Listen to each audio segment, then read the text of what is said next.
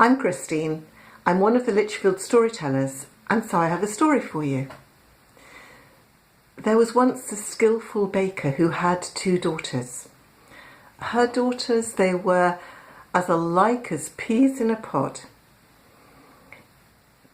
The baker wanted to pass on her skills to her daughters and also her ethos about bread, about the fact that good bread is so important because it can bring pleasure every single day. She would tell them bread is the staff of life, and if anyone ever asks for bread, you must give it, whether they can pay for it or not. Her 2 daughters, to look at, they were as alike as peas in a pod, and that is where the likeness ended. One of them enjoyed learning the skills that her mother could teach her. The other, what shall we say? The other thought she had been intended for people to work for her, not for her to work for others. One day, one of the daughters was in the shop for the early shift. She'd been up extremely early to get the oven hot, to have the rolls cooked and ready for people to buy for their breakfast.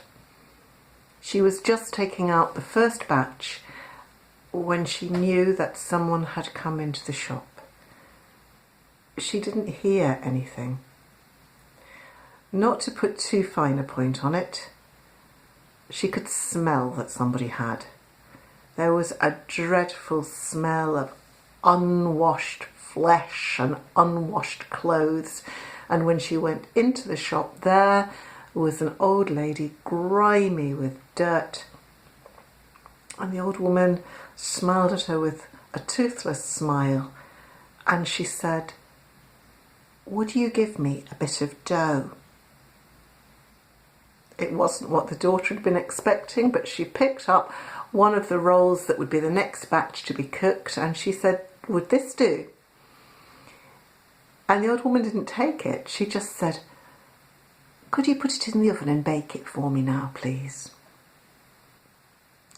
Yes, the baker's daughter thought it was a bit strange, but she just smiled and she did it. And it had only just gone in the oven when the woman said, "You know, I think that'll be cooked now." And the baker's daughter didn't like to contradict her. She knew it wouldn't be ready, but she said, "I'll just have a look, shall I?" She went to the oven, and as she did so, she was aware of the smells of cinnamon and vanilla. And as she opened the oven, there was the most beautiful spiced bread. And she reached in with a cloth, and as she was bringing it out, she was saying, "I have no idea how this has happened, but this must be for you." Because it wasn't an old lady she was handing it to, but a tall woman with golden hair and fine clothes. And the woman took the bread and she said, "Because of your kindness to me today, I tell you, life will treat you kindly. And because of your generosity to me today, life will be generous to you. But don't tell anyone of my visit." And she was gone. Some days later, the other daughter was in the shop. And just as she was taking out that batch of early bread, and oh, she hated that early shift.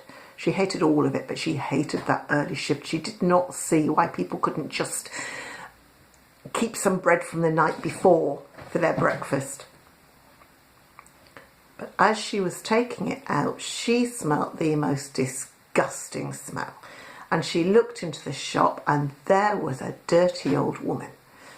And she said, "Yes, what do you want?" And the woman said, "Would you give me a bit of dough?" And the girl was about to say something, and then she remembered that she'd actually dropped one of the rolls on its way to the oven earlier. So there was a bit of dough. And she picked that up and she said, "You can have this."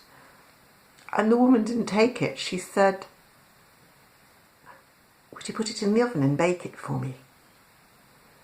The girl said, if you want some bread, why don't you just ask for it? Have one of the rolls. And the woman said, would you put that dough in the oven and bake it for me, please? And so the baker's daughter did. And almost straight away after she'd put it in the oven, the woman said, I think that'll be ready now. And the baker's daughter said, no, it won't. It takes much longer than that for bread to cook. And the woman said, I think it might be ready now. I think you ought to look. And so the girl went over to the oven. And as she did so, she realised she was smelling vanilla and cinnamon. And when she opened the oven door, there was the most beautiful spice bread. As she looked at it, she thought, that's far too good for the likes of her. And she quickly slipped it under the counter where it couldn't be seen. And she called back to the old woman and she said, oh, you were right. The oven must be really hot today. I burnt that. I'll put another one in for you. And so she did. And she'd only just put it in when the woman said, I think that might be ready now. And when the baker's daughter began to open the oven, she could smell not just cinnamon and vanilla, but she could smell honey. She could smell citrus. And there was an even more beautiful spiced bread. And she slipped it under the counter and she called over her shoulder, I've never known anything like this.